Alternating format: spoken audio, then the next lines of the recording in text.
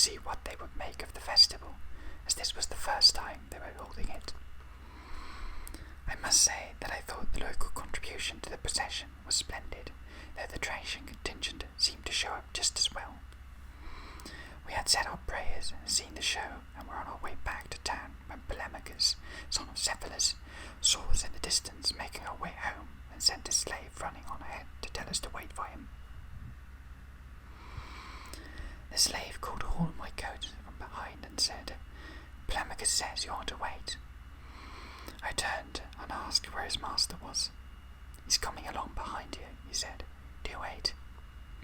"We will," said Glaucon, and soon afterwards Polemachus came up. With him were Adeimantus, Glaucon's brother, Niceratus, son of Nicias, and others who had all apparently been to the procession.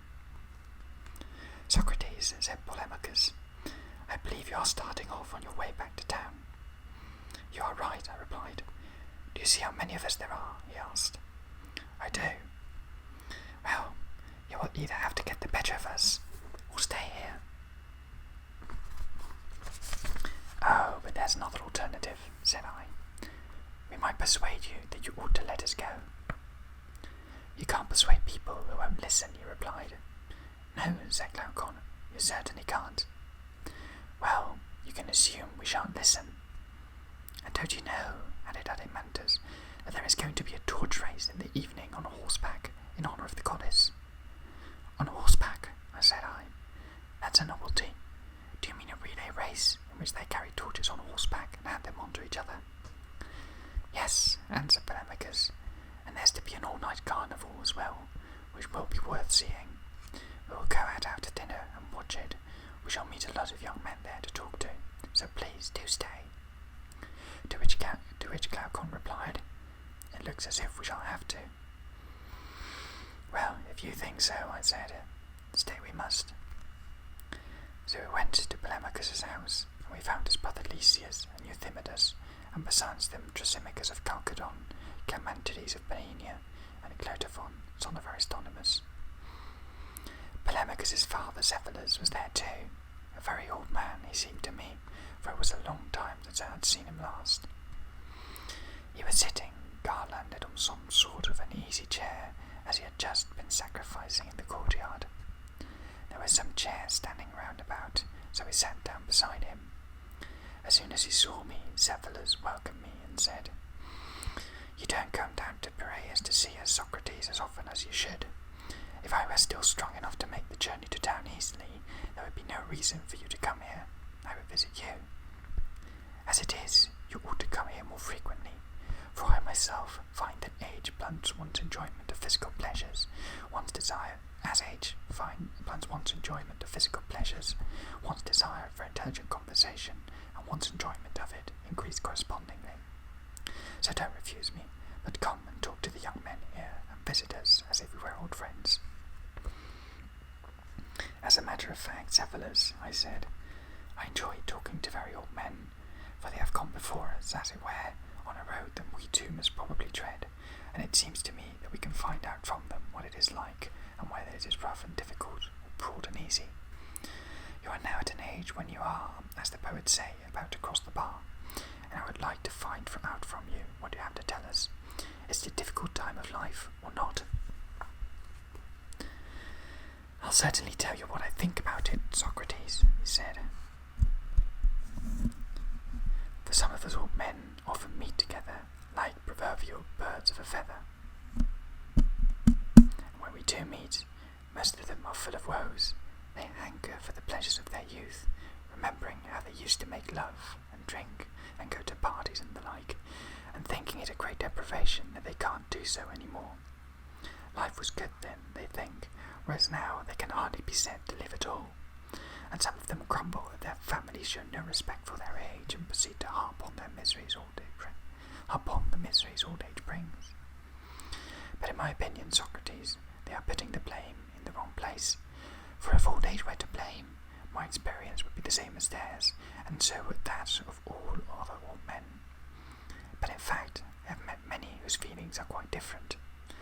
For example, I was once present when someone was asking the poet Sophocles about sex, and whether he was still able to make love to a woman, to which he replied, Don't talk about that. I have left it behind me and escaped from the madness and slavery of passion. A good reply, I thought then, and still do. For in old age you become quite free of passions of this sort, and they leave you in peace. And when your desires lose their intensity and relax, you get what Sophocles was talking about, a release from slavery to all your many passions. In all this, and in the lack of respect their families show them, there is only one thing to blame, and that is not their old age, Socrates, but their character. For if men are sensible and good-tempered, old age is easy enough to bear. If not, youth as well as age is a burden. I was delighted by what he said, and tried to lead him on by saying, I'm afraid that most people don't agree with what you say, Cephalus, but think that you carry your years lightly, not because of your character, but because of your wealth. For they say that the rich have many consolations. Of course they don't agree with me, he said, and there's something in what they say, though not as much as they think. The story about Themistocles is very much to the point. A Seriphian was abusing him, and saying that his reputation was due not to his personal merits, but due to his being an Athenian, and Themistocles answered, I certainly should not have been famous if I had been a Seriphian, but nor would you if you had been an Athenian. The same remark applies to those who are not rich and find old age a burden. A good man may not find old age easy to bear if he is poor, but a bad man will be contented even if he is rich. Did you inherit most of your fortune? I asked Cephalus, or did you make it yourself? That I made my fortune, Socrates, he said. As a businessman I rank somewhere between my grandfather and my father. From my grandfather, after whom I am named, I inherited about as much as I now have, and multiplied it several times over, while my father, Lysanias, produced it to less than what it is now. For myself, I shall be pleased enough if I leave these boys of mine a little more than I inherited. The reason why I asked, I said, was that you did not seem to me over fond of money, and this is the way in general with those who have not made it themselves, while those who have it are twice as fond of it as anybody else. For just as poets are fond of their own poems, and fathers of their own children, so money-makers are become devoted to the money, not because, like other people, they find it useful, but because it's their own creation. So they are a tiresome company, as they have no standard but cash value. That's true, he said. It is indeed, said I, but I have another question. What do you think is the greatest advantage you have gained from being so rich? One, he replied, which many will perhaps not credit, for you know, Socrates, when a man faces the thought of death, there comes into his mind anxieties that did not trouble him before. The stories about another world and about punishment in a future life for wrongs done in this, at which once used to laugh, begin to plague his mind with the fear that they might be true, and either because of the weakness of old age, or because, as he approaches the other world, he has some clearer perception of it, he is filled with doubts and fears, and begins to reckon up and see if there's anyone he has wronged. The man who finds that in the course of his life he has done a lot of wrong often wakes up in the night in terror, like a child with nightmare, and his life is full of foreboding. But the man who is conspicuous of no wrong looks forward with cheerfulness and with hope. The comfort of old age, as Pindar calls it. For I love that passage where he says of the man who has lived a good and God-fearing life, sweet hope, who guides men's wandering purpose, treads at his side, gladdens his heart, and comforts his old age. Wonderful lines. Now it is chiefly for this that I think wealth is valuable, not perhaps to everyone, but to good and sensible men, for wealth contributes very greatly to one's ability to avoid both unintentional cheating or lying, and the fear that one has left some sacrifice to God unmade, or some debt to some man unpaid before one dies. Money has many other uses, but taking one thing with another, I reckon that for a reasonable man this is by no means its least. That's fair enough, Cephalus, I said, but are we really to say that doing right consists simply and solely in truthfulness, returning anything we have borrowed? Are those not actions that can sometimes be right and sometimes wrong? For instance, if one borrowed a weapon from a friend who subsequently went out of his mind and then asked for it back, surely it would be generally agreed that one ought not to return it, and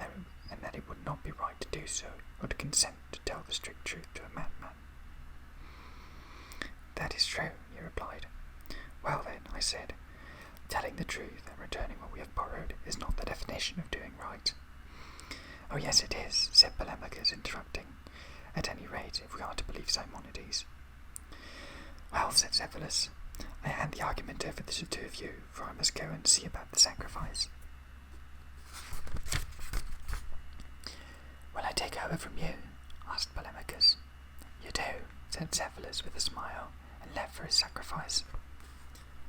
Part 2. The conventional view of justice developed. Well then, said I, as heir to this argument, tell me, what is this saying of Simonides that you think tells us the truth about doing right? That it is right to give every man his due, he replied. In that, I think, he put the matter fairly enough. It is indeed difficult to disagree with Simonides, I said. He had the poet's wisdom and inspiration, but though you may know what he meant by what he said, I'm afraid I don't. For he clearly does not mean what we were talking about just now, that we should return anything entrusted to us, even though the person asking for it has gone mad. Yet what one has entrusted to another is due to one, isn't it? Yes. Yet in no circumstances should one return it to a madman.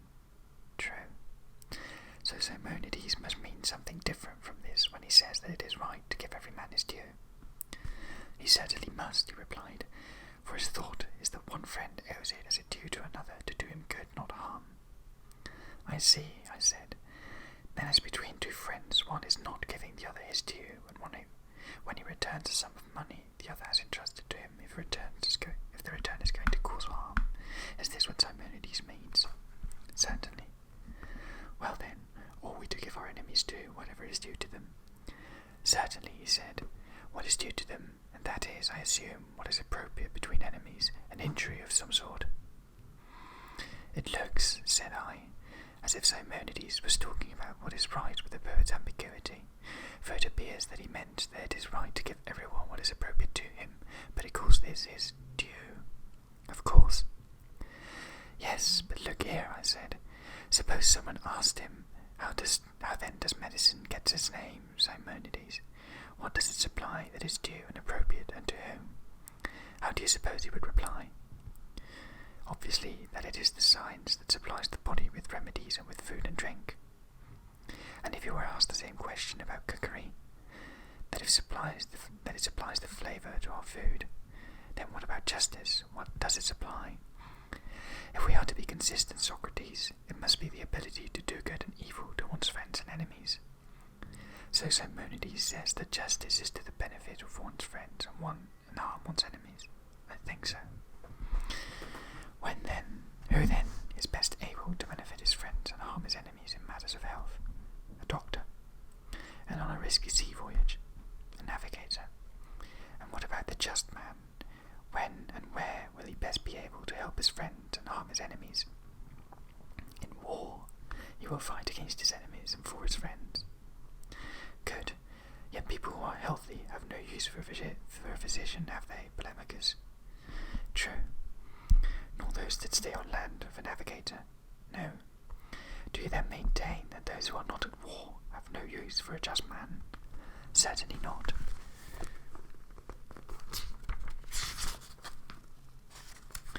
So justice is useful in peacetime. It is.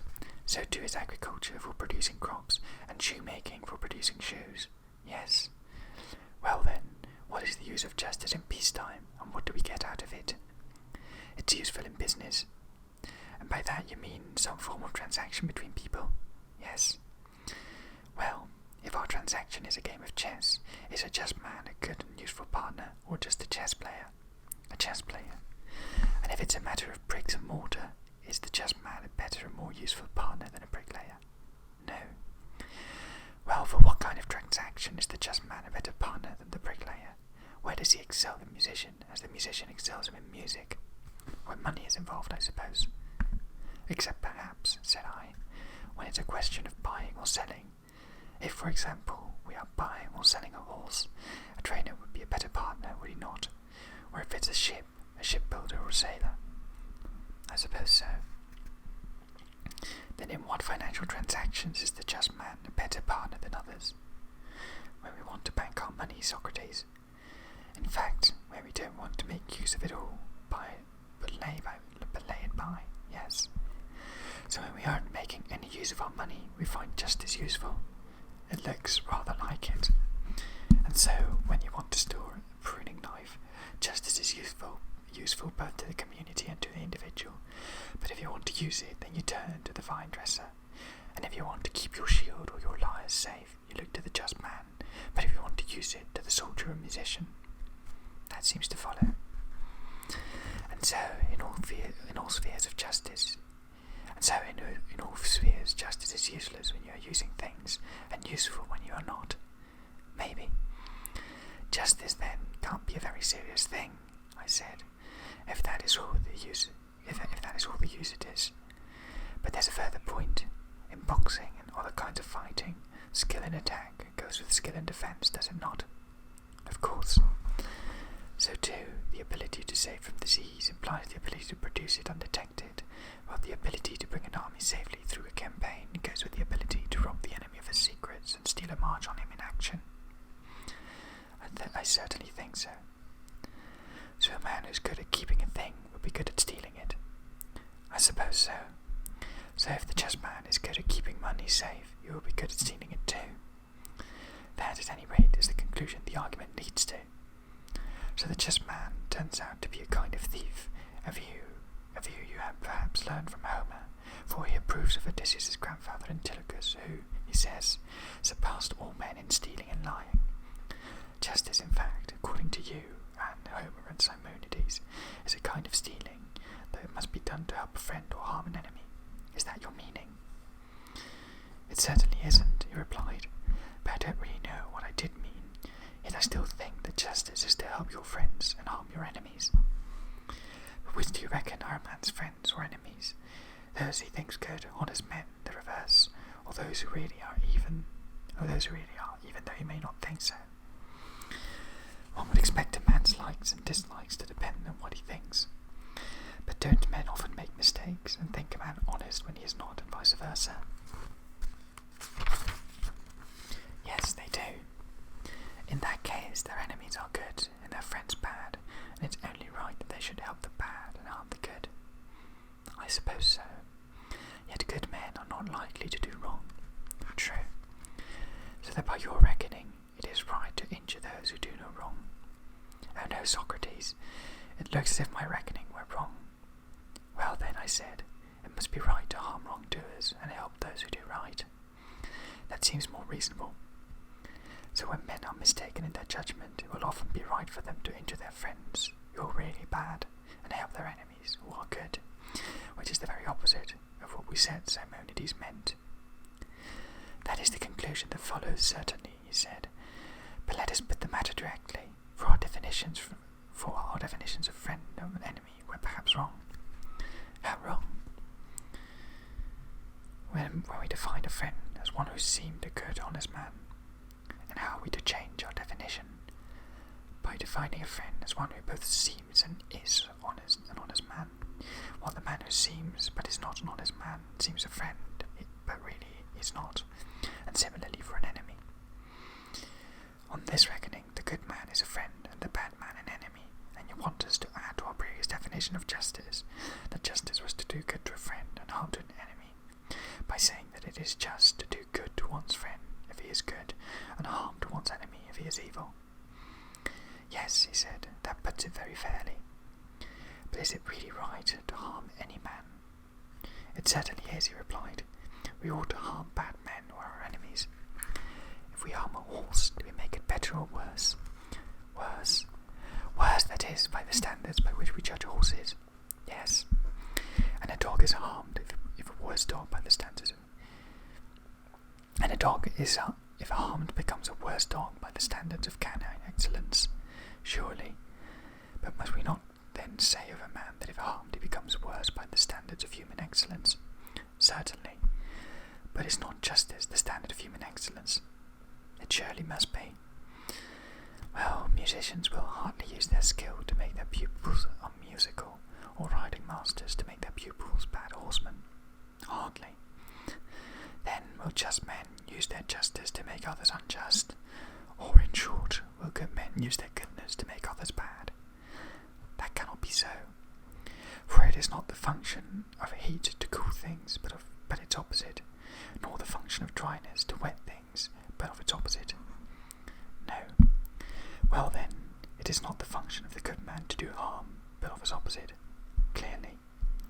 Then since the just man is good, Polemachus, it is not the function of the just man to harm either his friends or anyone else, but of his opposite, the unjust man. What you say is perfectly true, Socrates. So it wasn't a wise man who said that justice is to give every man his due, if what he meant by it was that the just man should harm his enemies and help his friends. This simply is not true, for as we have seen, it is never right to harm anyone at any time. I agree. So you and I, said I, will both quarrel with anyone who says that this view was put forward by either Simonides or Bias or Pittacus or any of the canonical sages. For myself, he replied, I am quite ready to join your side on your side of the quarrel. Do you know whose I think this saying is that tells us that it is right to help one's friends and harm one's enemies? I think it must be due to Periander or Perdiccas or Xerxes or Ismenias of Thebes or someone else of wealth and arrogance. Very likely, he replied. Well, said I. Now we have seen this definition of justice to be wrong. Will anyone else suggest another one?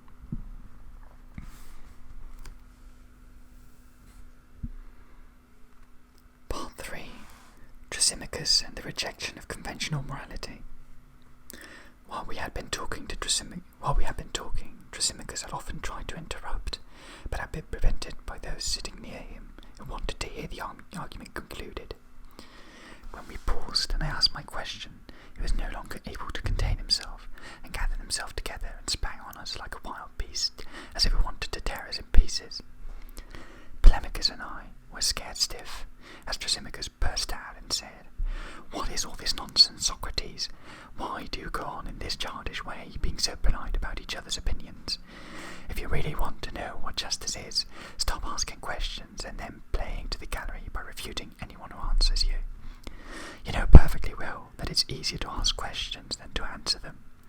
Give us an answer yourself, and tell us what you think justice is, and don't tell me that it's duty, or expediency, or advantage, or profit, or interest.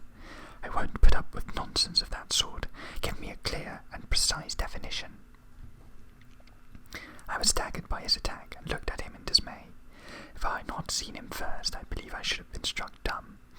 But I had noticed him when our argument first began to annoy him, so I managed to answer him, saying diffidently, Don't be hard on us, Thrasymachus. If we have made any mistake in the course of our argument, I assure you we have not done so on purpose. For if we were looking for gold, you can't suppose that we would willingly let mutual politeness hinder our search and prevent our finding it. Justice is much more valuable than gold, and we aren't likely to cramp our efforts to find it by any idiotic deference to each other. I assure you we are doing our best.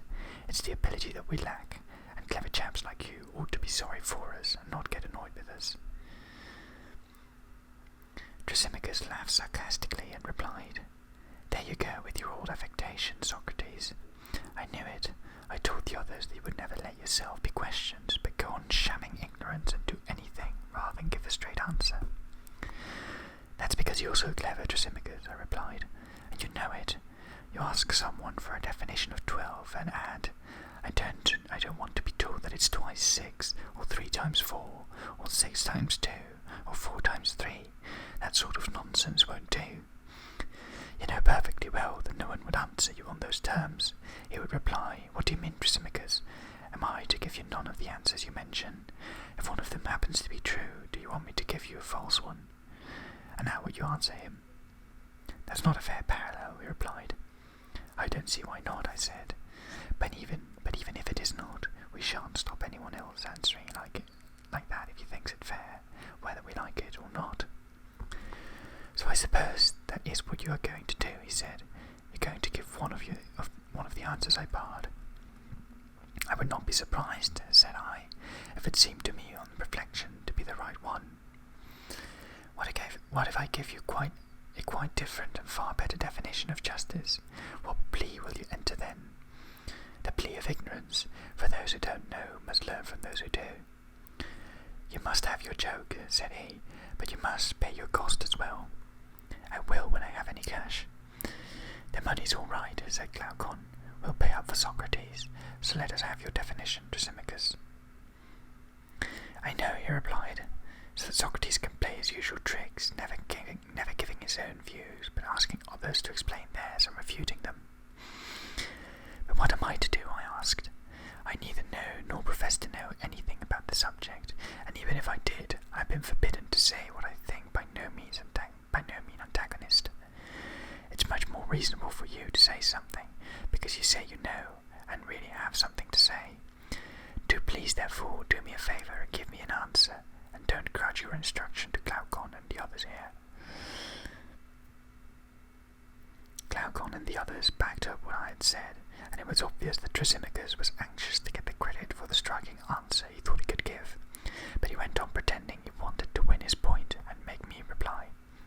In the end, however, he gave in, remarking, "So this is the wisdom of Socrates. He won't teach anyone anything, but goes round learning from others and is not even grateful." To which I replied, "It's quite true, Thrasymachus, to say I learn from others, but it's not true to say I'm not grateful. I am generous with my praise, the only return I can give, as I have no money. You'll see in a moment how ready I am to praise any view I think well-founded, for I'm sure the answer you're going to give me will be that." "Listen then," he replied. "I define justice or right as what is in the interest of the stronger party. Now where is your praise? I can see you're going to refuse it." "You shall have it when I understand what you mean, which at present I don't.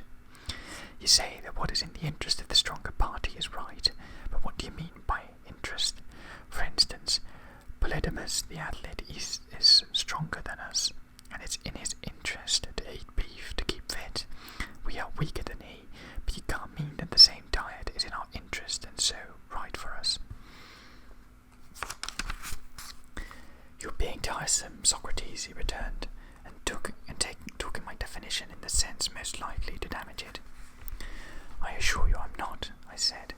"You must explain your meaning more clearly." "Well then, you know that some states are tyrannies, some democracies, some aristocracies, and that in each city power is in the hands of the ruling class." "Yes."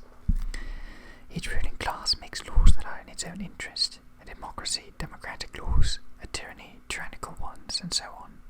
And in making these laws they define as right for their subjects what is in the interest of themselves, the rulers, and if anyone breaks their law, he is punished as a wrongdoer.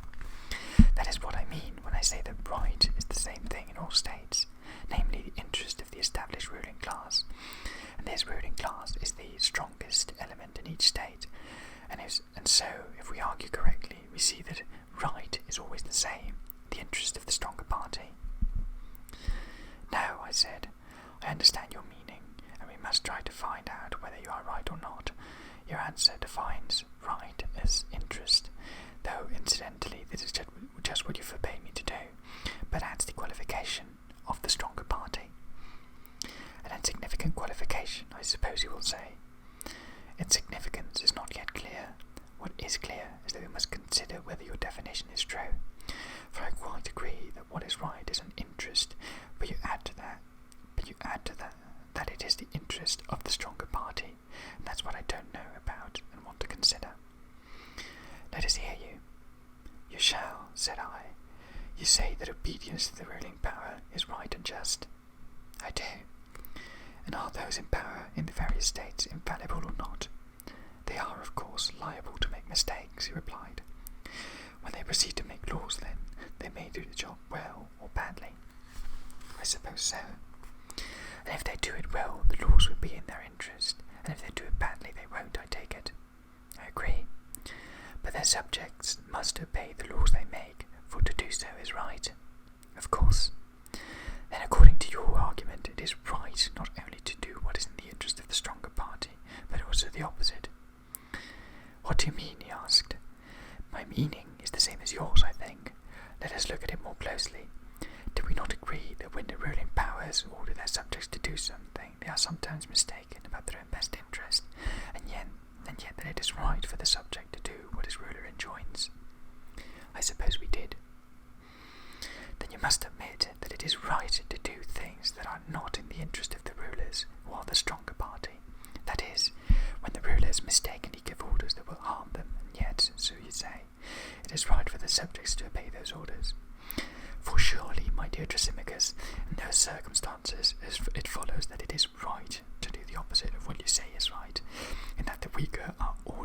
what is against the interest of the stronger. A clear enough conclusion, exclaimed Polemachus. No doubt, interrupted Cleitophon, if we are to take your word for it. It's not a question of my word, replied Polemachus. Thrasymachus themselves agrees that rulers sometimes give orders harmful to themselves, and that it is right for their subjects to obey them.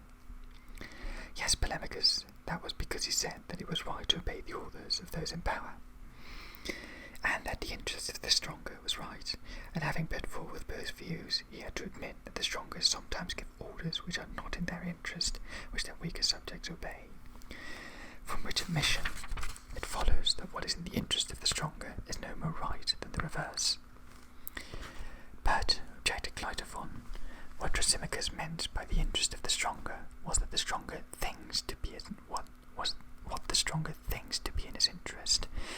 This is what the subject must do, and what was intended by the definition. Well, it was not what he said, replied Polemachus. It does not matter, Polemachus, I said. If this is Thrasymachus' meaning, let us accept it. Tell me, Thrasymachus, was this how you mean to define what is right? That it is which seems to the stronger to be in his interest, whether it really is or not? Certainly not, he replied. Do you think that I call someone who is making a mistake stronger just when he is making his mistake? I thought, I said, that was what you meant when you agreed that rulers are not infallible, but sometimes make mistakes. That's because you're so malicious in your argument, Socrates. Do you, for instance, call a man who has made a mistaken diagnosis a doctor by virtue of his mistake?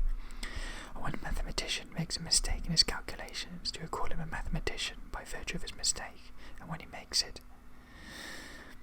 We use this form of words, of course, and talk of a doctor or a mathematician or a scholar making a mistake, but in fact I think each of them, insofar as he is what we call him, is infallible. And so, to be precise, and precision is what you aim at, no skilled craftsman ever makes a mistake.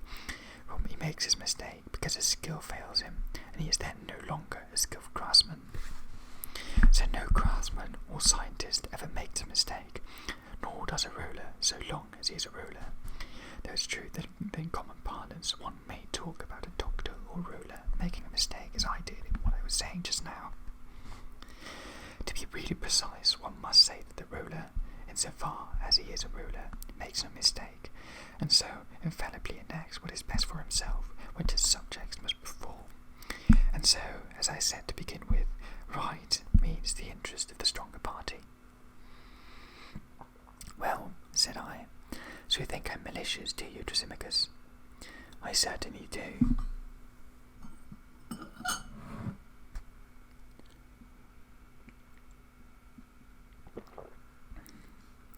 You think my questions were deliberately framed to distort your argument? I know perfectly well they were, but they won't get you anywhere. You can't fool me, and if you don't, you won't be able to crush me in an argument. My dear chap, I wouldn't dream of trying, I said. But to stop this sort of thing happening again, will you make this point clear? When you speak of the ruler and stronger party whose interest it is right that the weaker should serve, do you use the words in their more general sense, or in the precise sense which you have just defined? I mean ruler in the precisest sense, he replied. Try your low tricks on that if you can. I ask no mercy, but you are not likely to succeed. Surely, I said, you think I'm foolish enough to try to beard the lion and trick Thrasymachus? You tried just now, he answered, but nothing came of it. Well, let us leave it at that, I said. But tell me, this doctor in the precise sense you have just been talking about, is he a businessman or a medical practitioner? I mean the man who really is a doctor. A medical practitioner. And a ship's captain, is he a member of the crew or in command of it? In command. For it would, I take it, be wrong to take account of his mere presence on board to call him a member of the crew, for he is not a captain by virtue of being on board, but because of his professional skill and command of the crew. True. And each group, doctor and patient, captain and crew, has its own particular interest. Yes. And in each case, the object of the profession concerned is to further that interest.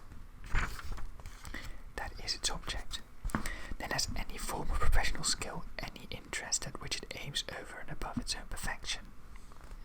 What do you mean by that? Suppose, for example, I replied, that you were to ask whether the body were self-sufficient, with no needs beyond itself. I should answer, it certainly has needs. That is the reason why medicine has been discovered, because the body has its defects, and these need curing. Medical skill was, in fact, acquired to look after the interest of the body. Would that be a correct answer, do you think? It would. Then is the science or art of medicine itself defective? Does it or any other skilled activity need anything to complete it? I mean, as the eyes need sight and the ears hearing, so they also need an art to look to their interests and provide them with what they need in this respect. But it is a characteristic of skilled activity and such to be defective, so that each activity needs another to look after its interests, and so this one another, and so ad infinitum. Or does each look after its own interest?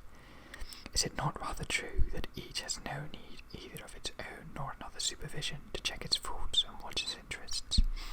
For there is no fault or flaw in any science or art, nor is it its business to seek of the interest of anything but its subject matter.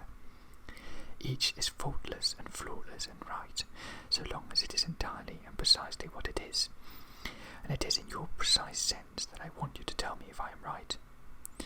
You are right, he said. Medicine, therefore, looks to the interest not of medicine, but of the body. Yes. And training to the interest of the rules and not its own. Nor does any art or science seek its own interest. It needs nothing but that of its own subject matter. It looks like it.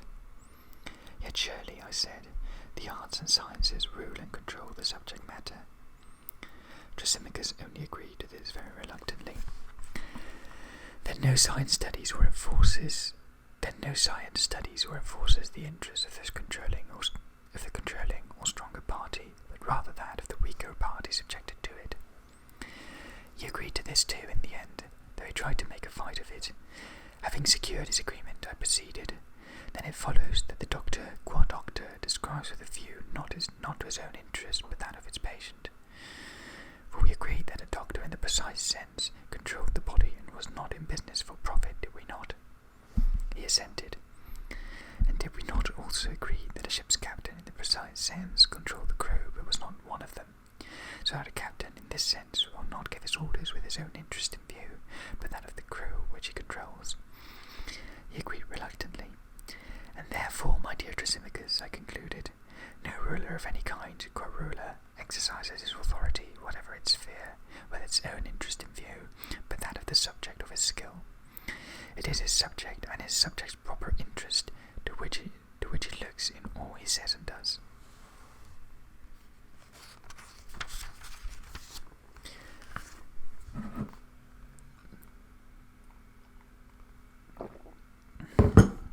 At this stage of the argument, it was obvious to everyone that the definition of justice had been reversed, and Thrasymachus, instead of replying, remarked, "Tell me, Socrates, have you a nurse?" "What do you mean?" I returned. "Why not answer my question instead of asking that sort of thing?" "Well, she lets you go round snivelling and drivelling, and you can't even tell her the difference between sheep and shepherd." "And why exactly should you say that?" I asked. "Because you suppose that shepherds and herdsmen study the good of their flocks and herds and fatten and take care of them with some other object in view than the good of their masters and themselves, and don't realise that the rulers of states, if they are truly such, feel towards their subjects as one mind towards sheep, and think about nothing all time but how they can make a profit out of them. Your view of right and wrong is indeed wide off the mark. You are not aware that justice or right is really what is good for someone else, namely the interest of the stronger party or ruler, exacted at the expense of the subject who obeys him. Injustice or wrong is just the opposite of this, and dictates to the simple and the just, while they serve its interest because it's stronger than they. And as subjects promote not their own, but their ruler's happiness. I'm afraid you're very simple-minded, Socrates, but you ought to consider how the just man always comes off worse than the unjust. For instance, in any business relations between them, you won't find the just man better off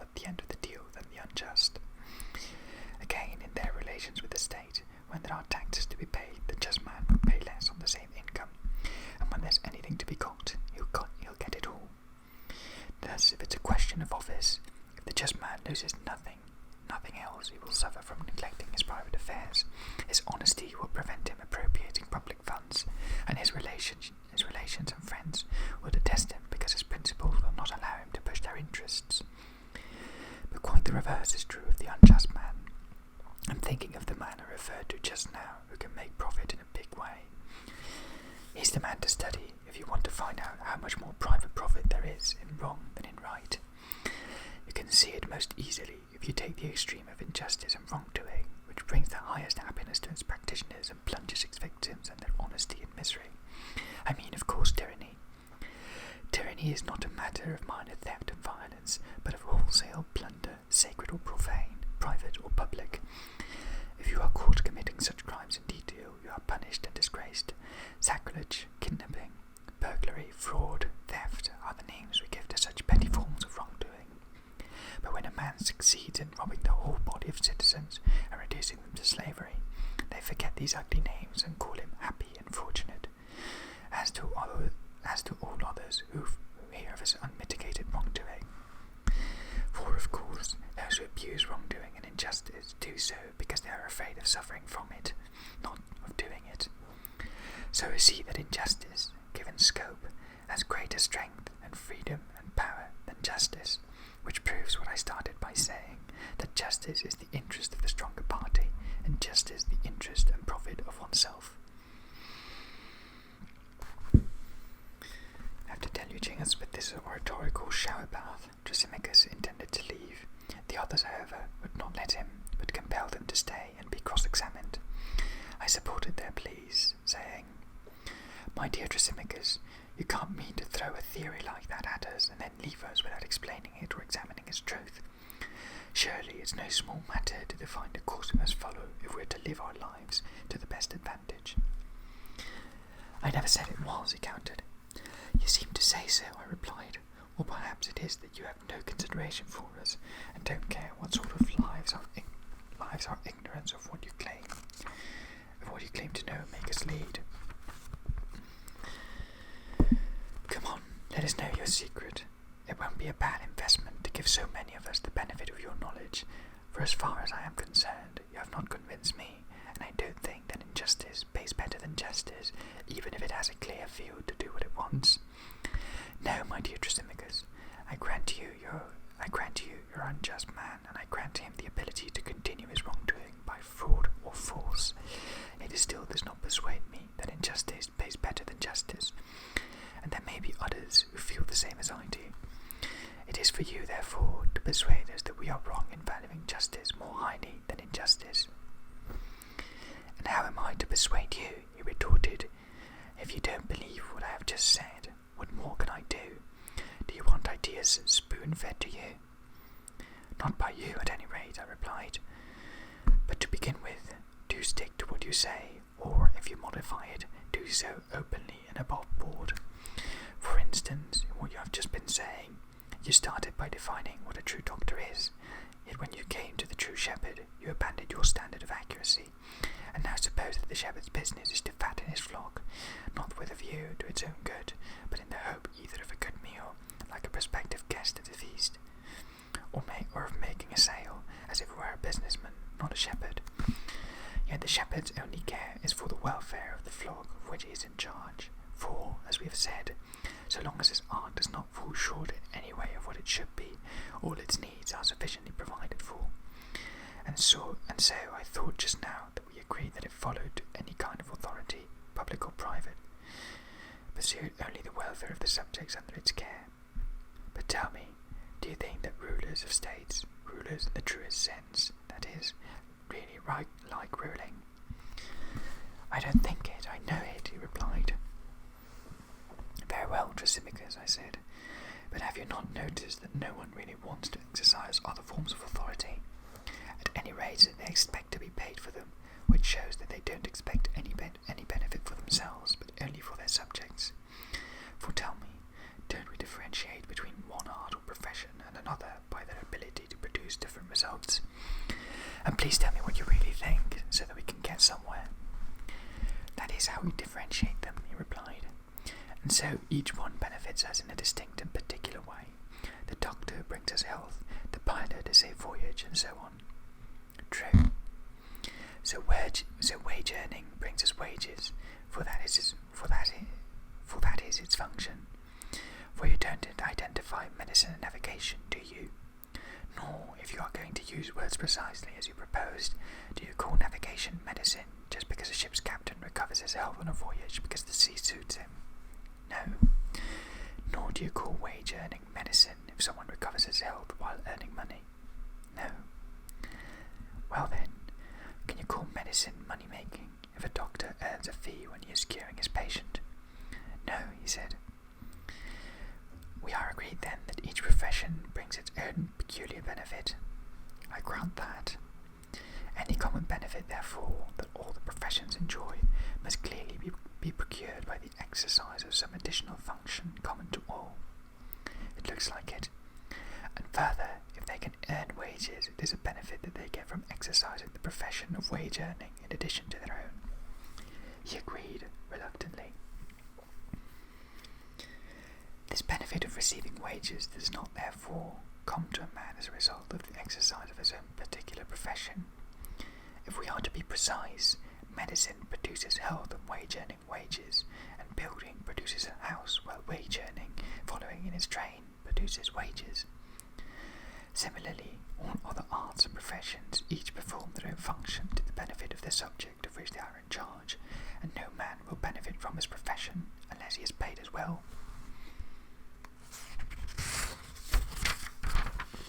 It seems not, he said. But if he works for nothing, does no one benefit? I suppose someone does.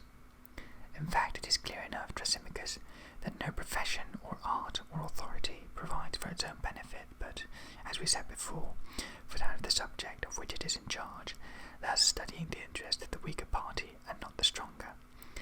That was why I said just now that no one really wants authority and with it the job of righting other people's wrongs unless he is paid for it. Because in the exercise of his professional skill, if he does his job properly, he never does or orders what is best for himself, but only what is best for his subject. That is why, if a man is to consent to exercise authority, you must pay him, either in cash or honours, or alternatively by punishing him if he refuses. What's that, Socrates? Said Glaucon. I recognise your two kinds of reward, but I don't know what the punishment is, or why you talk of it as pay. Then you don't understand how the best men must be paid if they are willing to govern. If they are to be willing to govern, sorry. You know what the overambitious or mercenaries. You know that to be overambitious or mercenary is reckoned, and indeed is, something discreditable. Yes. So good men will not consent to govern for cash or honours. They do not want to be called profiteers for demanding a cash payment for the work of government, or thieves for making money on the side.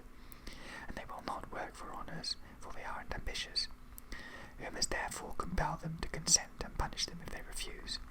Perhaps that's why it's commonly considered improper to accept authority except with reluctance or under pressure, and the worst penalty for refusal is to be governed by someone worse than themselves. For that is what frightens honest men into accepting power, and they approach it not as if it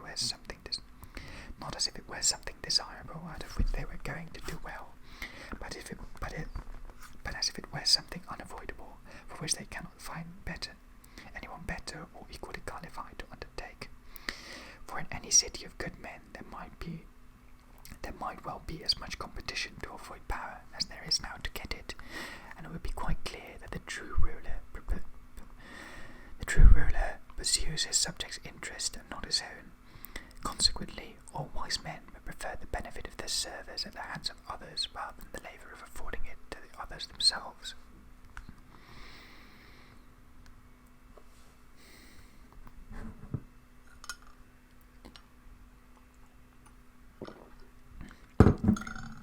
You see then that I entirely disagree with Thrasymachus' view that justice is the interest of the stronger. But the point is one that we can examine later, and far more important is his recent assertion that the unjust man has a better life than the just. Which side are you on, Glaucon, and which of us seems to be telling the truth? I think the just man's life pays better. Do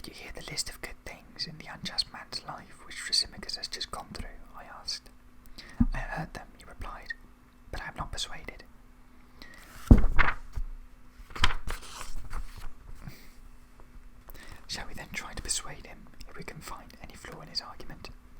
By all means, he said. We might then answer his speech by one of our own, setting out the advantages of justice, to which he would make a rejoinder, to which we again would reply. But we shall then have to count and measure up the advantages put forward by either side, and shall soon be wanting a jury to decide between them. But if we proceed by mutual agreement, as we have done so far, we can ourselves both be counsel and jury. Which course do you prefer? The latter, he replied. Well then, said I, turning to Thrasymachus, let us begin at the beginning. You say that perfect injustice pays better than perfect justice. That's what I said, he replied, and I've given you my reasons. Then what do you say about this? Is one of them a good quality and one a bad? Of course. Justice a good quality, I suppose, and injustice a bad. My dear man, he replied, is that likely, when I am telling you that injustice pays and justice doesn't? Then what do you think? The opposite, he answered. You mean that justice is a bad quality? No, it's merely supreme simplicity. And so injustice is duplicity, I suppose. No, it's common sense. So you think that the unjust are better men and more sensible, if they can win political supremacy and their wrongdoing a full scope? You perhaps think I'm talking of bag snatching. Even things like that pay if you aren't found out, but they are quite trivial by comparison. I see what you mean about that, I said, but what surprised me was that you should rank injustice with intelligence and other good qualities, and justice with their opposites. That is a much tougher proposition, I answered, and it's not easy to know what to say to it, for if you were maintaining that injustice pays, but were prepared to admit that it is a bad and vicious quality, we could base our argument on generally accepted grounds. As it is, having boldly ranked injustice with intelligence and other good qualities, you will obviously attribute it to all the strength of character that we normally attribute to justice. You've guessed my meaning correctly, he said. Still, there must be no shirking, I rejoined, and I must pursue the argument as long as I'm sure you are saying what you think, for I think you are really in earnest now, Thrasymachus, and saying what you think to be the truth. What's it matter what I think, he retorted. Stick to the point. It doesn't matter at all, was my reply, but see if you can answer me this further question. Will one just man compete with another and want more than his fair share of an act of justice? Certainly not, otherwise he would not be the simple, agreeable man we supposed him to be. And will he think it right and proper to compete with the unjust man or not? He'll think it right and proper enough, but he'll not be able to. That's not what I'm asking, I said, but whether one just man thinks it improper to compete with another or refuses to do so, but will compete with an unjust man. Yes, that is so, he replied. Then what about the unjust man? Will he compete with the just and want more than his share in an act of justice? Of course he will. He wants more than his share in everything. Will one unjust man then compete with another in an unjust action and fight to get the larger share in everything? Yes. Then let us put it this way, I said. The just man does not compete with his like, but only his unlike, while the unjust man competes with both like and unlike. That puts it very well. And the unjust man is a man of good sense, the just man not. Well said again. And so the unjust man is like the man of good sense, while the just man is not. Of course he must be like what he is, the just man unlike, and the just man unlike. Good. So each of them resembles what he is like. Well, what next? So far, so good, Thrasymachus. Do you recognize the distinction between being musical and unmusical? Yes. And which of the two involves knowledge? Being musical and being unmusical does not. And knowledge is good, ignorance bad. Yes. And the same argument applies to medicine. It does. Then there's one musician who is tuning a lyre to try to compete with another, or think that he ought to improve on the correct tuning of the instrument. I think not.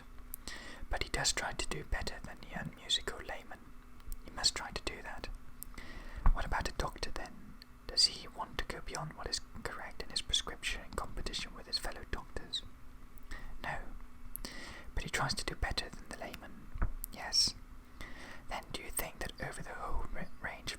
professional skill. Anyone who has such skill aims at anything more in word or deed than anyone with similar skill. Don't they both aim at the same result in similar circumstances? I suppose there's no denying that. But the man who has no skill will try to compete both with the man who has and with the man who has not. Maybe. And the man with professional knowledge is wise, and the wise man is good. I agree. So the good man who has knowledge will not try to compete with his like, but only with his opposite. So it seems. While the bad and ignorant man will try to compete both with his like and with his opposite. So it appears. But it was surely the unjust man Thrasymachus who, we found, competes both with his like and his unlike. That was what you said, wasn't it? It was, he admitted. While the just man will not compete with his like, but with his unlike. True. The just man, then, I said, resembles the good man who has knowledge, the unjust, the man who is ignorant and bad. That may be. But we agreed that a thing is what it is like. We did. Then, I concluded, we have shown that the just man is wise and good, and the unjust man bad and ignorant. Thrasymachus' agreement to all these points did not come as easily as I have described, but he had to be dragged from him. But had to be dragged from him with difficulty and with a great deal of sweat, for it was a hot day, and I saw something that I had never seen before. Thrasymachus blushing.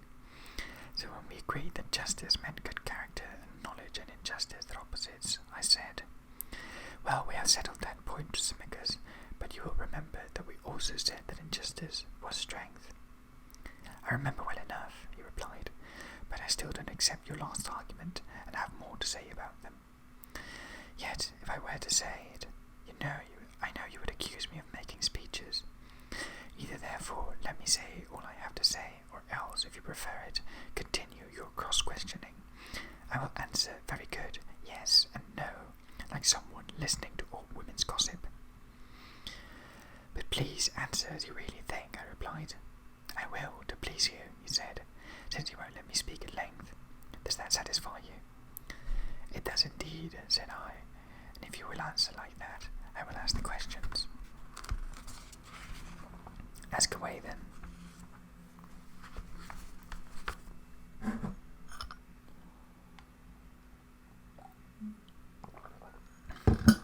Well then, to proceed with the argument, my next question is about the relation of justice and injustice. We said, I think, that injustice was stronger and more effective than justice, whereas if, as we have now agreed, justice implies being good, justice implies good character and knowledge, it will not, I think, be difficult to show that it is stronger than injustice, which as must be obvious to anyone, implies ignorance. But I don't want to argue in general terms like this, Thrasymachus, but rather as follows. Would you say that a state might be unjust and wrongly try to reduce others to subjection, and having succeeded in so doing, continue to hold them in subjection? Of course, he replied, and the most efficient state, whose injustice is most complete, will be the first to do so. I understood that was your argument, said I, but do you think that the more powerful state needs justice to exercise this power over its neighbour, or not? If you are right and justice implies knowledge, it will need justice, but if I am right, injustice. I am delighted that you are not just saying yes and no, but are giving me a fair answer, Thrasymachus. I am doing it to please you. Thank you, said I. Then you will be kind enough to tell me too whether you think that any group of men, be it a state or an army or a set of gangsters or thieves, can undertake any sort of wrongdoing together if they wrong each other. No. Their prospect of success is greater if they don't wrong each other. Yes, it is. Because of course, if they wrong each other, they will breed hatred and dissension among them.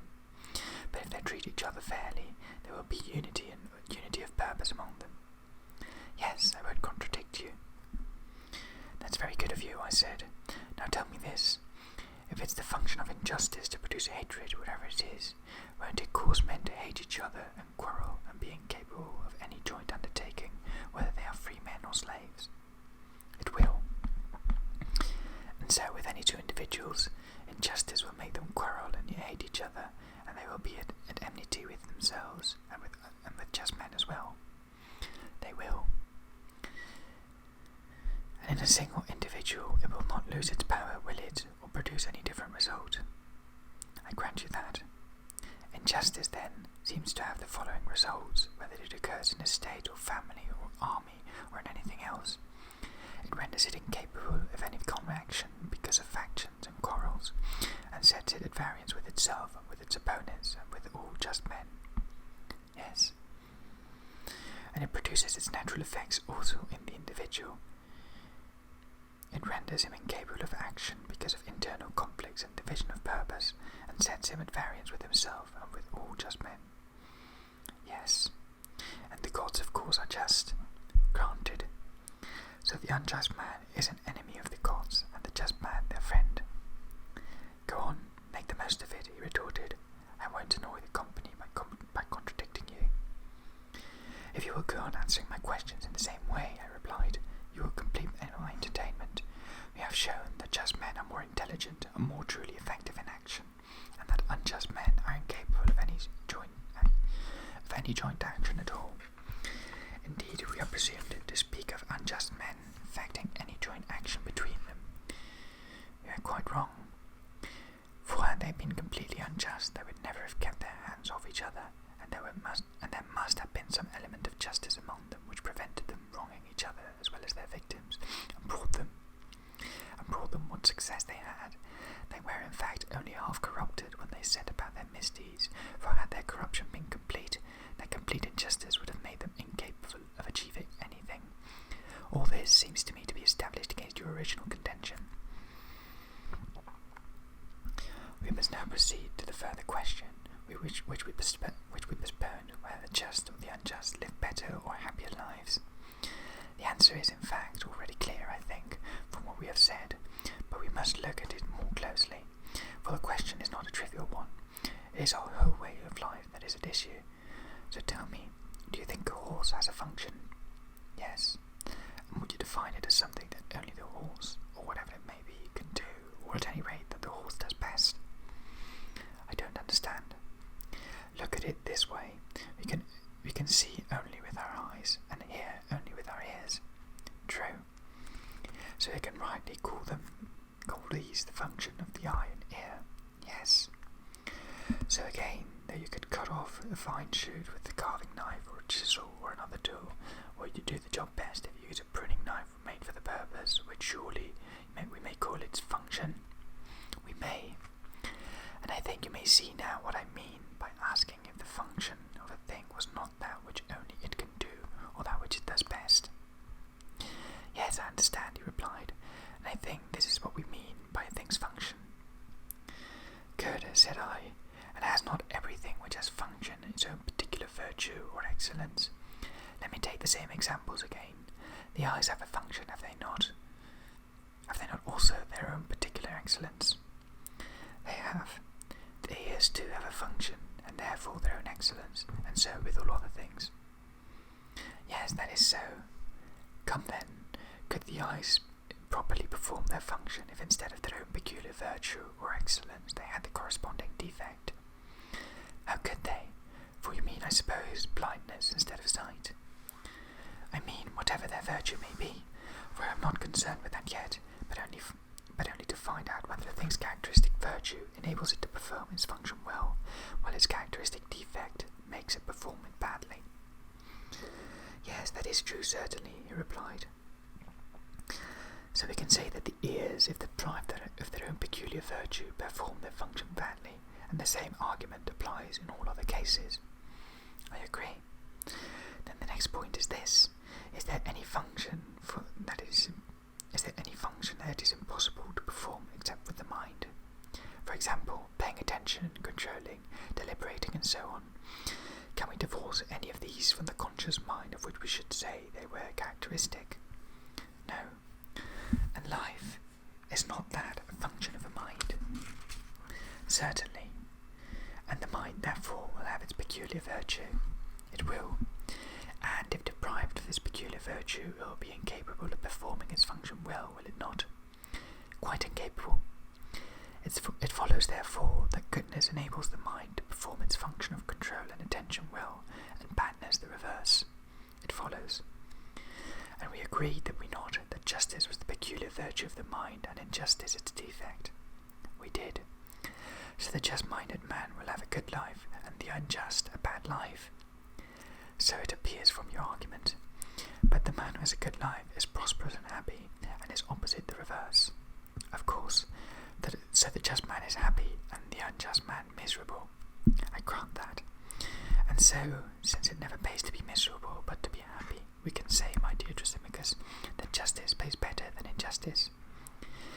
Well, it's a holiday today, he replied, so have a good time. It is you who are giving me a good time, Thrasymachus, I replied, for you have been most agreeable since you stopped being cross with me. But I'm not having a good time all the same, and it's my own fault, not yours. I'm like a greedy guest who hurries on to the next course before he has properly finished the last.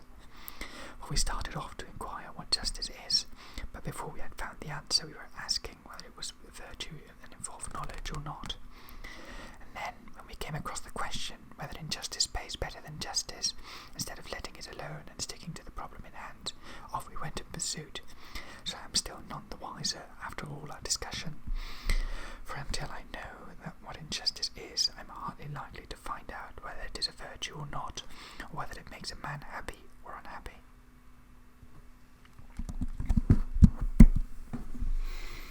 Part 4. Adeimantus and Glaucon restate the case for injustice. I thought, as I said this, that there would be no more argument, but in fact we had little more than begun, for Glaucon, who never lacked initiative, would not let Thrasymachus' withdrawal pass unchallenged, but asked, "Do you really want to convince us that right is in all circumstances better than wrong, or not?" "If I were given choice," I replied, "I would want to convince you." "Well then, you are not making much progress," he returned. "Tell me, do you agree that there is one kind of good which we want to have simply for its own sake, and without regard for its consequences? For example, happiness or pleasure, so long as pleasure brings no harm and its results don't make us unhappy." "Yes, that is one kind of good. And there is not another kind of is there not another kind of good which we desire both for itself and its consequences? Wisdom and sight and health, for example, we welcome on both grounds." "We do," I said. "And there is a third category of good, which includes exercise and medical treatment and earning one's living as a doctor or otherwise. All these we should regard as painful but good for us. We should not choose them for their own sakes, but for what we get out of them, wages or what not. There is this third category, but what is your point? In which category do you place justice and right?" "In the highest category, which anyone who is to be happy welcomes both for its own sake and for its consequences." "That is not the common opinion," Glaucon replied. "It is normally put into the painful category of goods which we pursue for the rewards they bring and in the hope of a good reputation, but which in themselves are to be avoided as unpleasant." "I know this is the common opinion," I answered, "which is why Thrasymachus has been criticizing it and praising injustice, but I'm not easy to convince." "Listen to me then, and see if I can change your mind," he said, for he seemed to have fascinated Thrasymachus into a premature submission like a snake charmer. "But I am not satisfied yet about justice and injustice. I want to be told what exactly each of them is, and what its effects are on the mind of its possessor, quite apart from any question of rewards or consequences. So what I propose to do, if you agree, is this. I shall restate Thrasymachus' argument under 3 heads. First, I shall state that the common opinion on the nature and origin of justice. I shall state the common opinion on the nature of origin and origin of injustice. Secondly, I show that those who practice it do so under compulsion and not because they think it good in itself. Third, I shall argue that this conduct is reasonable because the unjust man has, by common reckoning, a better time than the just man. I don't believe all this myself, Socrates, but Thrasymachus and hundreds of others have dinted into my ears until I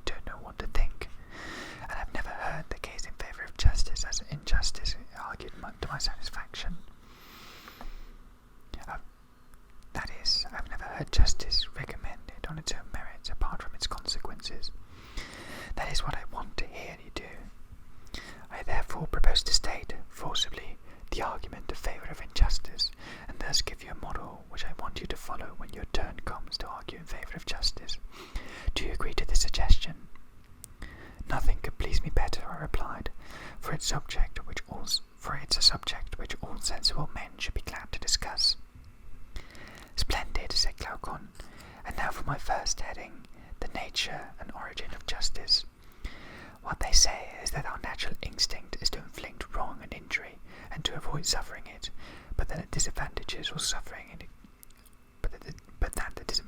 suffering it exceed the advantages of inflicting it. After a taste of both, therefore, men decide that, as they can't have the happens without the kicks, they had better make a compact with each other and avoid both.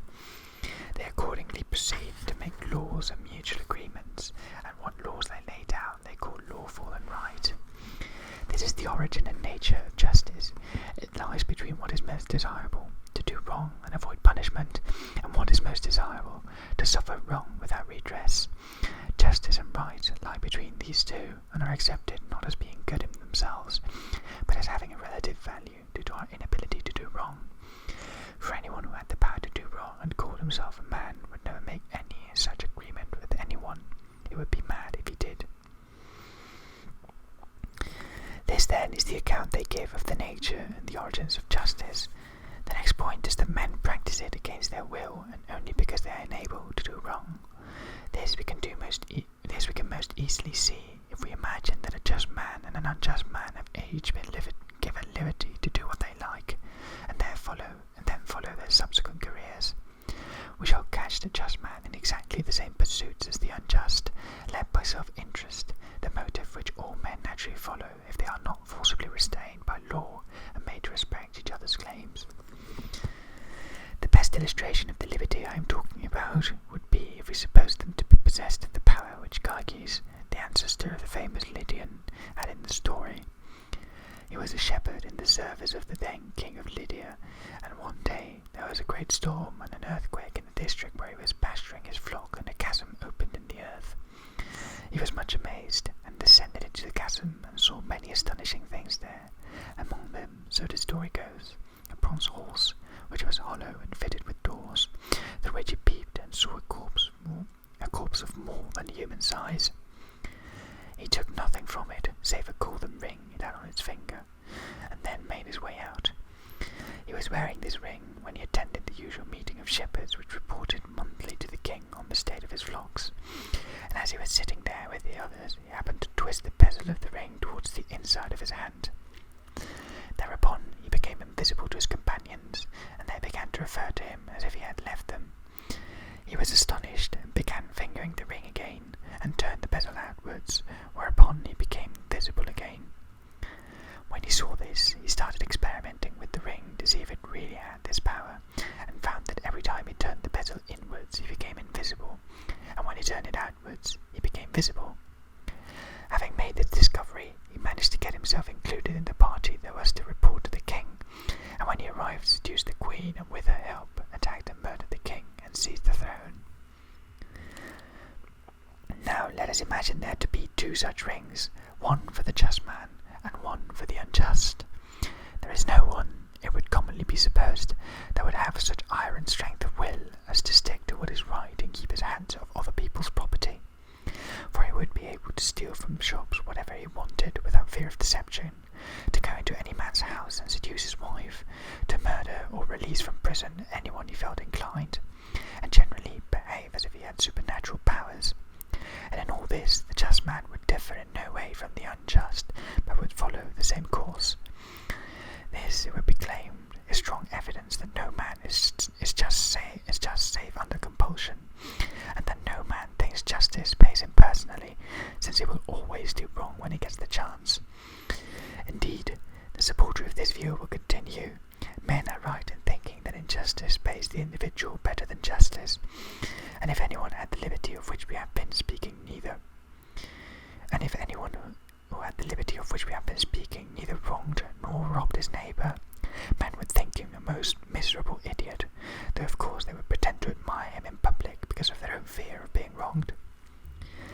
So much for that. Finally, we come to a decision between the two lives, and we shall best be able to make this decision if it contrasts extreme examples of just and unjust men. By that I mean if we make each of them perfect in his own line, and do not in any way mitigate the injustice of one or the justice of the other. To begin with the unjust man, he must have a professional skill like that of the most capable pilot or doctor, for example, who know just what they can or can't do, never attempt to do the impossible, and are able to retrieve any errors they make. The unjust man must, similarly, if he is to be thoroughly unjust, be able to avoid detection in his wrongdoing, for the man who is found out is a poor specimen, and the most accomplished form of injustice is to seem just when you are not. So our completely unjust man must be perfect in his wickedness. He must be able to commit the greatest crimes and at the same time get himself an unblemished reputation, while if he makes a mistake he must be able to retrieve it, and if any of his wrongdoing comes to light, be ready with a convincing defence, and when force is needed, be prepared to use force, relying on his own courage and energy, or making use of his friends or his wealth. Beside our picture of the unjust man, let us set one of the just man, the man of true simplicity of character, who, as Aeschylus says, wants to be and not to seem good. We must indeed not allow him to seem good, for if he does, he will have all the rewards and honours paid to the man who has a reputation for justice, and we shall not be able to tell whether his motive is love of justice or love of the rewards and honours. No, we must strip him of everything except his justice, and our picture of him must be drawn in the opposite way to our picture of the unjust man. For our just man must have the worst of reputations, even though he has done no wrong. So we shall be able to test his justice, and see if it can stand up to the unpopularity and all that goes with it. We shall give him an undeserved and lifelong reputation for his wickedness, and make him stick to his chosen course until death. In this way, where was I?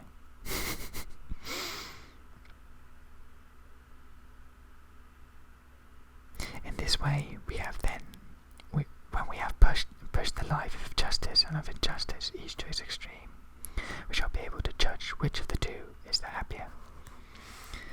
I say, Glaucon, I put in, you're putting the finishing touches to your own portraits, two portraits, as energetically as if you were getting them ready for a show. I'm doing my best, he said, and these being our two characters, it is not, I think, difficult to describe the sort of life that awaits each. And if the description is somewhat crude, remember that it's not that I am responsible for it, Socrates, but those who think more of injustice than justice. It is their account that I must now repeat. The just man, then, as we have pictured him, will be scourged, tortured, and imprisoned.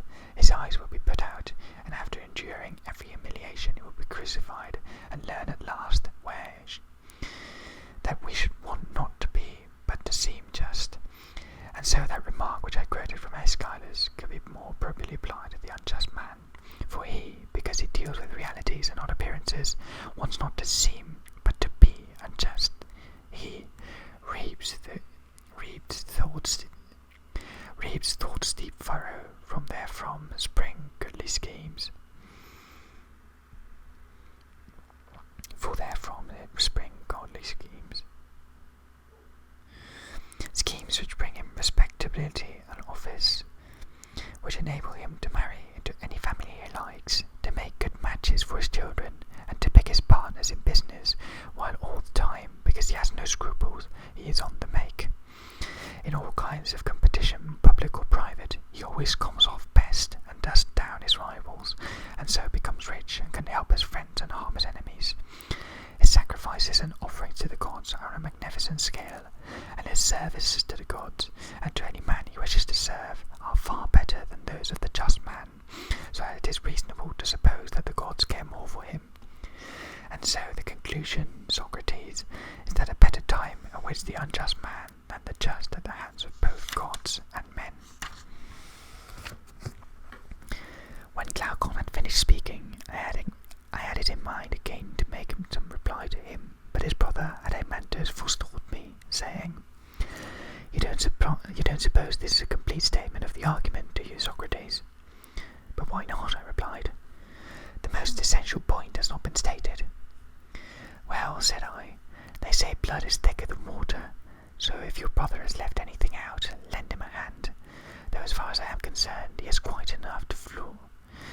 said quite enough to floor me and make me quite incapable of rescuing justice. That's nonsense, he answered, but listen to what I have to say. In order to make clearer what I take to be Glaucon's meaning, we ought to examine the converse of the view he stated. That is, the arguments normally used in favour of justice and against injustice. For fathers tell their sons, and pastors and masters of all kinds urge their charges to be just, not because they value justice for itself, but for the social prestige it brings. They want them to secure by a show of justice the power and family connections and other things which Glaucon enumerated, all of which are procured for the just man by a good reputation. And they go on to enlarge on the importance of reputation, and add that if a man stands well with heaven, there is a whole list of benefits available for the pious, citing the authority of Hesiod and Homer. For Hesiod says that for the just man the gods make their oaks bear acorns at the top, peas in the middle, while his sheep are heavy with fleeces, and Homer speaks in similar terms of some perfect king, ruling with the fear of God in his heart, and upholding the right, so that the dark soil yields its wheat and barley, the trees are laden with ripe fruit, and sheep never fail to bring forth their lambs, nor the sea to provide its fish. The rewards which Musaeus and his son provide for the just are still gayer, for after they have got them to the other world, they sit them down to a banquet of the blessed, and leave them drinking for all time in full evening dress, as if they thought the supreme reward of virtue was to be drunk for eternity. And some extend the rewards of heaven still further, and say that the pious and honours leave children's children and a long prosperity to follow them. That is the sort of recommendation they produce for justice. The unjust and the irreligious they plunge into some sort of mud in the underworld, or make them carry water in sieves, while in this world they give them a bad name and inflict on them all the punishments which Glaucon described as falling on the just man who seemed to be wicked. They can think of no others. So much for the way in which justice is recommended and injustice blamed. But there is another line of argument about them which one meets in the poets as well as in ordinary conversation. People are unanimous about their merit of self-control or justice, but think they are difficult to practice and call for hard work, while self-indulgence and injustice are easy enough to acquire and regarded as disgraceful only by convention. Wrong on the whole pays the better than right, they say, and they are ready enough to call a bad man happy and respect him both in public and private, provided he is rich and powerful, while they have no respect for the poor and powerless, and despise him, and though they agree that he is the better man. But most surprising of all are the stories about the gods and virtue, which tell how often they allot misfortune and a hard life to the good, and the reverse to the wicked. There are more itinerant evangelists and prophets who knock at the door of the rich man's house and persuade him that they have some kind of divine power, that any wrong that either he or his ancestors have done can be expiated by means of charms and sacrifices, and the pleasures of a companion feasts. While if he has any enemy he wants to injure, they can, for a small fee, damage him, whether he is a good man or not, with their spells and incantations, by which they profess to be able to persuade the gods to do their will. In support of all this, they cite the evidence of the poets. Some, in support of the easiness of vice, quote Hesiod: Evil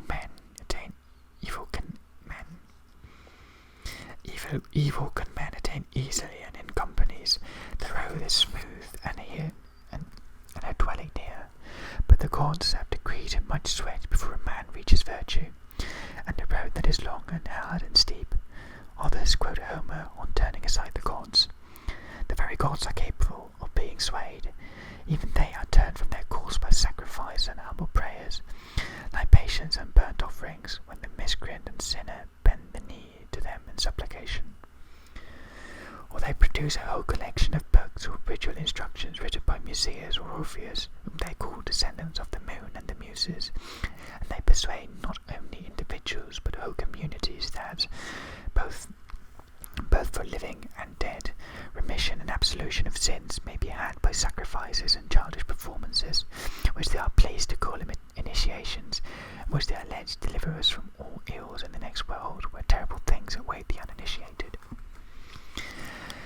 Now what do you think, Socrates, is likely to be the effect of this sort of talk about virtue and vice, about how far gods and men think them worthwhile, on the minds of young men who have enough natural intelligence to gather the implications of what they hear for their own lives, for the sort of person they ought to be, and the sort of ends they ought to pursue? Such a young man may well ask himself in Pindar's words, shall I be justice mount the higher? Shall I be justice mount the higher, or by deceit, and there dig in for life? For it is clear from what they tell me that if I am just, it will bring me no advantage but only trouble and loss, unless I have also a reputation for justice. Whereas if I am unjust, but can contrive to get a reputation for justice, I shall have a marvellous time. Well then, since the sages tell me that appearance counts for more than reality, and determines our happiness, I had better think entirely of our appearances. I must put up a facade that has all the outward appearance of virtue, but I must always have at my back the cunning, wily faults of which Archilochus so shrewdly speaks. You may object that it is not easy to be wicked and never to be found out. I reply that nothing worthwhile is easy, and that all we have been told points to this as the road to happiness. To help us avoid being found out, we shall form clubs and secret societies, and we can always learn the art of public speaking, political or forensic, and so we shall get our way by persuasion or force, and avoid the penalty of doing our neighbour down. Yet neither deceit nor force is effective against the gods. But if there are no gods, or if they care nothing for human affairs, why should we bother to deceive them? And if there are gods, and they do care, and only our knowledge of them is derived from tradition, and the poets who have written about their genesis, and they tell us they can be persuaded to change their minds by sacrifices and humble prayers and offerings. We must believe both our statements, or neither, and if we believe them, then the thing to do is to sin first and sacrifice afterwards for the proceeds. For if we do right, we shall merely avoid the wrath of heaven, but lose the profits of wrongdoing. But if we do wrong, we shall get the profits, and, provided that we accompany our sins and wickedness with prayer, be able to persuade the gods to let us go unpunished. But we shall pay in the next world for the sins we committed in this, either ourselves or our descendants. To which the answer is that ritual and the absolution of heaven are very powerful, as we are taught by the most advanced human societies, and by children of the gods who have been poets and prophets with the divine message, and have said the same thing. What argument then remains for preferring justice to the worst injustice, when both common men and great men agree that, provided it has a veneer of respectability, injustice will enable us, in this world and the next, to do as we like with gods and men? And how can anyone, when he has heard all we have said, possibly avoid language when he hears justice being praised, as if he has any force of character at all, any advantages of person, wealth, or rank? For indeed, if there is anyone capable of disproving what we have said, with a sure knowledge of the superiority of justice, his feeling for the wicked will be forgiveness rather than anger. You will know that unless a man is born with some heaven-sent aversion to wrongdoing, or unless he acquires the knowledge to refrain from it, he will never do right of his own free will, but will censure wrongdoing only if cowardice or age or weakness make him powerless to practice it himself. That is all too obvious. Give him the power, and he will be the first to use it to the full. The root of the whole matter is the assertion from which this whole discussion between three of us started, and which we may put as follows. All you professed partisans of goodness, from the heroes of old whose tales have survived to our own contemporaries, have never blamed injustice or praised justice except for the reputation and honours and rewards they bring. Not one poet or layman has ever sufficiently inquired what the effect of each is on the mind of the individual, an effect that may be unobserved by either gods or men. And no one has explained how it is that injustice has the worst possible effect on the character, and justice the reverse. Had you adopted that method from the beginning and set about convincing us when we were young, there would be no need for us to guard against our neighbours wronging us. My goodness. Each man would be his own policeman, because he would be afraid that by doing wrong he has done himself a grave and permanent injury. This, more or less, is the view Thrasymachus and others would put forward about right and wrong. It is, in my opinion, a gross misrepresentation of the truth, but, to be candid, I have stated it as forcibly as I can because I want to hear you argue against it. What we want from you is not only a demonstration that justice is better than injustice, but a description of the essential effects, harmful or otherwise, which each produces on its possessor, and follow Glaucon's instructions and leave out the common estimation in which they are held. Indeed, if you do not assign to each the reputation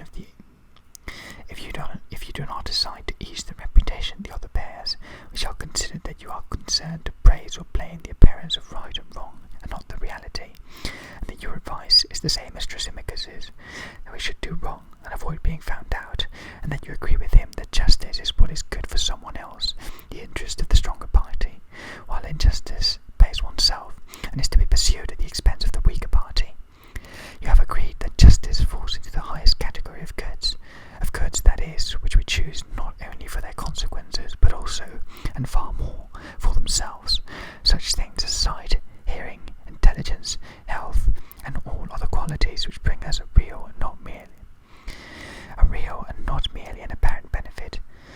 Let us therefore hear you condemning justice for the real benefits it brings its possessor, compared with the damage injustice does him.